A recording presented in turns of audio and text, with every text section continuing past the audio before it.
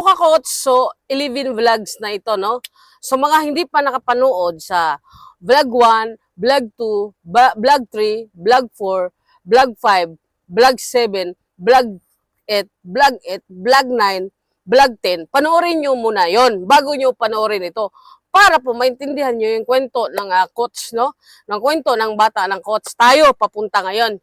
So, ang vlog 9, ay ang vlog 10, so, paano ko nagkaroon ng, ang sole proprietor pala, bakit mayroong HR? So, nagkaroon po ng HR kasi tinitrain ko ang mga empleyado na kung mayroong gulo sa aking business, sa mga empleyado ay hindi makadirect sa akin. So, sa HR po, ang maghusay, doon po lahat ng pasweldo na sila reklamo, lahat ng for company for empleyado ay sa HR sila magpapagitna ang HR.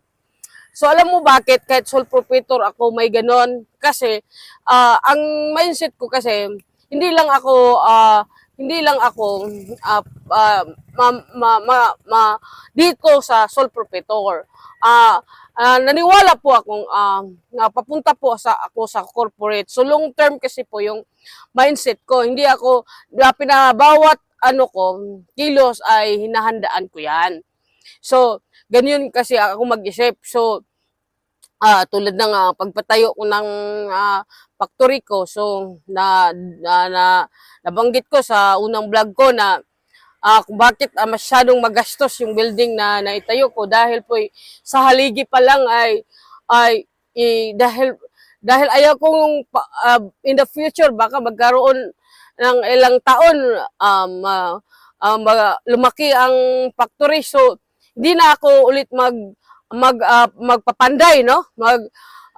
Magpatatrabaho ulit ng haligi. Kaya ang haligi ko sa isa pa lang piraso ay mahal na siya. So parang isim na dahil ang future in ilang years, ilang taon, madugtungan ko ng third floor, fourth floor, fifth floor. So, hindi na mo baklasin ulit yung building. Ganun din kung bakit sole proprietor ako ay ginawa kong corporate yung galawan namin dahil sinanay ko yung mga empleyado ko.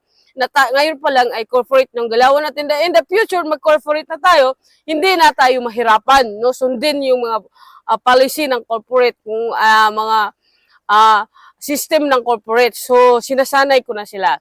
So, ganun yun. So, doon na po tayo sa topic natin, Vlog 11. Excited na ba kayo?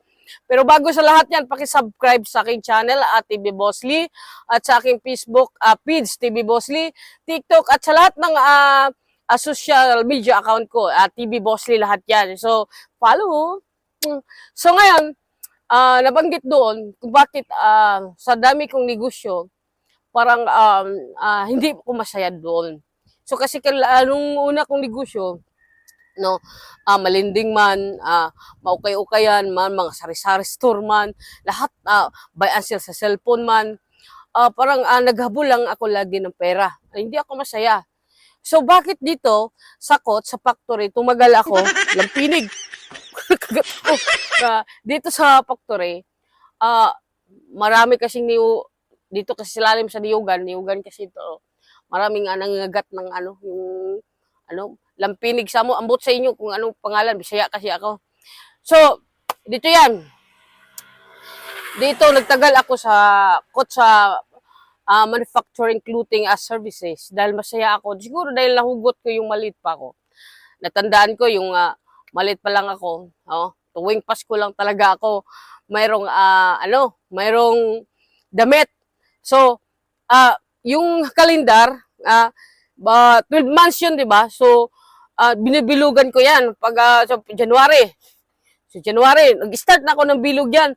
Pag binilugan ko 30, 31, tsak, yes, February na po. Okay, ginagkiragat talaga ako. Meron yung bahay dito. So, January na po, February, binibilugan mo ko hanggang pagdating ng November, gumano na yung puso ko. Sabi ko, yes, December na. Ay, bagong gamit naman ako. So pagdating ng December, Pasko na, bago magpasko, masaya na ako yan kasi pupuntahan ko na yung papa ko sa bundok kasi titingnan ko kung may mga nakukuha. Siguraduhin kung may mga niyog doon sa ilalim ng landahan. Kasi yun ang pambili namin Pasko. Pag wala pa, malungkot kami kasi baka naman mapunta kami sa ukay-ukay nito. Sa mura ukay-ukay, 10 piso lang. Parang doon kami may gusto kami may bago doon sa palengke, tag 150 isang t-shirt. Sabi ko, pag mayroon, yes, 150 na, bago. So ngayon, pag 23, bili na ang mama ko doon namin sa Pinyan, bibili na sa damit. So may dito sa palengke mismo. Tapos bukod pa sa bago kami ng damit, makabili, masarap yun. Kasi bibili pa kami ng halo-halo na malalaki. 10 piso lang yung matatamis sa halo-halo. Yun lang kami makakain din ng halo-halo nga sa palengke pa bibilhin. So doon, masaya na kami doon. Tapos magsukat-sukat na kami ng damit. Wow, sukat. Tapos yung damit na yun, tuwing sinusuot ko lang yun ng Pasko. Tapos itago ko lang yun. Dahil baka sa sunod na Pasko, bibilhan naman ako ng ukay-ukay, wala akong bago. Ganon yun. Ganon, kaya ako tumagal ngayon kasi sabi ko sa mama ko, nagsabi kasi yung magpapa ko, pasensya na kayo ha, tuwing Pasko lang kayo may damit. Dahil, mahirap na tayo. Ang papa ko doon ay sobra sugarol pa. No? Sugarol sa hantak ba? Hindi sa manok, sa hantak. Magaganon. Ang mama ko sa bahay. So, ang inasahan namin, kukunat lang. Kunti lang naman. Kahit every 3 months mag-harvest. So, makautang-utang muna kami. Tapos 5 kami magkakapatid. Mahirap talaga yung buhay namin. So ngayon, tumagal ako sa manufacturing dahil sabi ko ng papang mama ko, sige lang, tiis lang tayo dahil sa paglakay ko, balang araw, ako gagawa ng damitan. Sabi ko ng ganyan. Ako ang bibili ng damitan. Araw-araw kayo may damit. So, ngayon, masaya ako dahil, kahit minuto-minuto ako magbigay ng damit sa mama at papa ko. Ayaw na tatanggapin. No, susubra ng damit namin kaya binibigay ko dito sa lungsod namin ang mga damit. Yung mga gusto kong makatikim din ng mga tao ng mga bagong damit, no? Binibigay ko sa kanila kasi nilabas ko yung nararamdaman ko na napakasaya. Napakasaya talaga mga kakakots. So, ngayon, ganon. So, maswerte ako na maliit pa lang kami. Ganon ang nangyari. Na sobrang naranasan ko yon. So, ngayon, alam mo yung ka-coach, no? Kahit minuto-minuto ako, punuin ko yon kasi may may-ari na po ako ng manufacturing ng damitan. So, ganun lang yung ang buhay natin, no? Hindi natin alam ang takbo. So, matagal nag-manifest, no? Nag-manifesting yung time na yon, yung nakuwento ko sa inyo, dati akong empleyado ng Yengmeng sa Altura, isa akong trimmer doon. Nagtayo ako 8 hours, tapos mag-OT pa, 12 hours magtayo lang ako dyan, magtitrim. Kaya ngayon, nung naranasan ko doon, masaya ako sa kahit ganun dahil nakahawak ako ng maraming damit. Isda! Ayun. So, ganun yun. So, so, tayong mga kakots, no? Kung kailan, ngayon, nung nag-aral ako ng elementary to high school, isa lang din ang uniform ko. No, yung dati uso na yung embroidery kasi yung saya ko dati tinatapakan ko na lang. Yung palda ko dati kasi palda ko nagpapalda kami ng elementary, mabutas yan. So uso ng embroidery dati. Pero mano-mano, ibang kulay nilagay ko diyan sa palda. Tinutusok-tusok ko na, ginagamit ko ng karayom at sulid. Ganun. So ang masasabi ko lang na na ngayon, ako na tagagawa ng uniform sa school, corporate, mga organisasyon, tanang klase ng uniform na ipagawa sa LGO. Lahat ay ako na gumawa sa school. Ako na ang gumagawa.